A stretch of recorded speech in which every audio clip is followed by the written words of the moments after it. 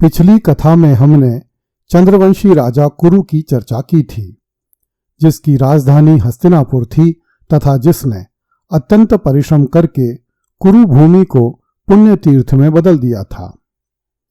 उसी की वंश परंपरा में आगे चलकर राजा शांतनु का जन्म हुआ। राजा शांतनु चंद्रवंशी राजाओं में 48वें क्रम का राजा था।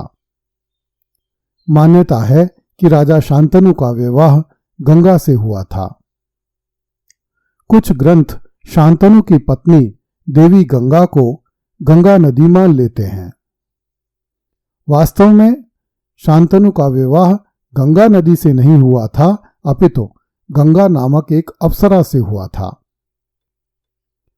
स्वर्ग की अप्सरा गंगा का विवाह राजा शांतनु के साथ होने के पीछे दो पौराणिक कथाएं मिलती हैं।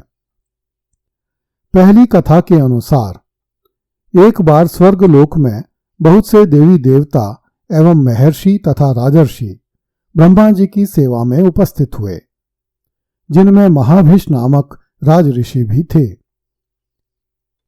उसी समय गंगा भी ब्रह्मा जी के दर्शनों के लिए आई। संयोगवश गंगा के श्वेत वस्त्र वायु के झोंके के कारण गंगा के शरीर से खिसक गए। यह देखकर समस्त देवताओं एवं राज ऋषियों ने अपने नेत्र नीचे कर लिए, किंतु राजा महाभिष अपलक गंगा जी को देखता रहा। यह देखकर ब्रह्मा जी ने राजा महाभिष से कहा, राजन, अब तुम मृत्युलोक में जाओ। जिस गंगा को तुम देखते रहे वही गंगा धरती पर आकर तुम्हारा अप्रिय करेगी। इस कारण जब तुम उस पर क्रोध करोगे तब तुम शाप मुक्त होकर पुनः स्वर्ग लोक में लौट आओगे। गंगा भी ब्रह्मा जी को प्रणाम करके वहां से लौट गई। मार्ग में गंगा की भेंट वसुओं से हुई, जो महर्षि वशिष्ठ के श्राप से श्रीहीन हो रहे थे। गंगा ने वसुओं से उनकी श्रीहीनता का कारण पूछा। इस पर वसुओं ने महर्षि वशिष्ठ द्वारा दिए गए श्राप के बारे में बताया। आगे बढ़ने से पहले दर्शकों की सुविधा के लिए वसुओं का संक्षिप्त परिचय देना समीचीन होगा। पौराणिक धर्म ग्रंथों एवं श्रीमद् भागवत के अनुसार दक्ष प्रजापति की एक पुत्री का नाम वसु था, जिसका विवाह धर्म से हुआ था। वसु के गर्भ से 8 पुत्र उत्पन्न हुए, जिन्हें वसु कहा जाता था। बृहदारण्यकोपनिषद में 33 देवी देवताओं का विस्तार से परिचय मिलता है। इनमें 8 वसुओं को पृथ्वी का देवता कहा गया है। महाभारत के अनुसार 8 वसुओं के नाम इस प्रकार हैं: धर, ध्रुव, सोम, विष्णु, अनिल, अनल, प्रत्यूष एवं प्रभास। श्रीमद् भागवत में इन वसुओं के नाम द्रोण, प्राण, ध्रुव, अर्क, अग्नि, दोष, श्वसु और विभा वसु बताए गए हैं। कुछ पुराणों में अग्नि को प्रथम वसु बताया गया है। अग्नि को प्रथम वसु इसलिए माना जाता है क्योंकि अग्नि में किए गए हवन के माध्यम से ही समस्त देवी देवताओं को उनका यज्ञ भाग मिलता है।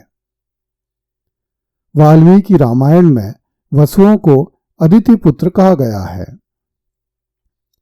8 वसुओं में से सबसे छोटे वसु प्रभास ने अपनी पत्नी के कहने पर एक दिन महर्षि वशिष्ठ की गाय नंदिनी को चुरा लिया।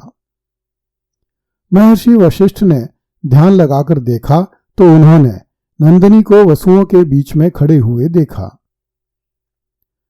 इस पर महर्षि वशिष्ठ ने वसुओं को पृथ्वी पर जन्म लेने का श्राप दे दिया।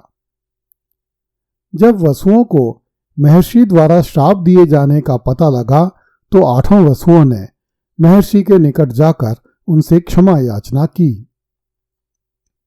इस पर महर्षि वशिष्ठ ने कहा कि बड़े 7 वसु पृथ्वी पर जन्म लेने के कुछ ही समय बाद मृत्यु को प्राप्त करके पुनः स्वर्ग लौट आएंगे, किंतु प्रभास लंबे समय तक पृथ्वीलोक पर ही रहेगा। इस शाप के कारण वसु बड़े दुखी हुए। जब गंगा ने उनकी श्रीहीनता का कारण पूछा तो वसुओं ने वशिष्ठ द्वारा दिए गए शाप की कथा बता दी। इस पर गंगा ने द्रवित होकर कहा, ब्रह्मदेव द्वारा राजा महाभिष को शाप दिया गया है, जिसके कारण मुझे भी धरती पर जाना पड़ेगा। मैं धरती पर रहते हुए तुम्हें शाप से शीघ्र मुक्ति दिलवाने का उपाय करूंगी।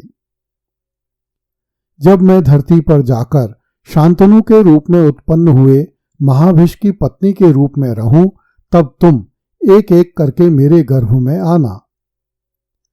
मैं तुम्हारे धरती पर जन्म लेते ही तुम्हें जीवन से मुक्त कर दूंगी। इस प्रकार बहुत कम समय में तुम्हें शाप से मुक्ति मिल जाएगी। वसुओं ने गंगा का यह प्रस्ताव स्वीकार कर लिया।